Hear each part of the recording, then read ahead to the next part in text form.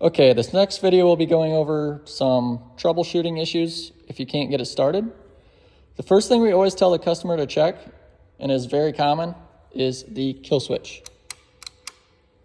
Your handlebar kill switch does not matter which direction you push it to shut the ATV off. However, it needs to be pushed in to reset it.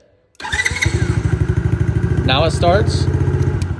If I use it and I don't push it back in, it will continue to crank over and not start. It kills the spark. Next is the tether cord.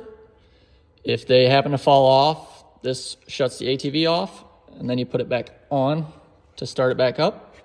Sometimes it might not be all the way on, so always double check that and your kill switch if you cannot get it started.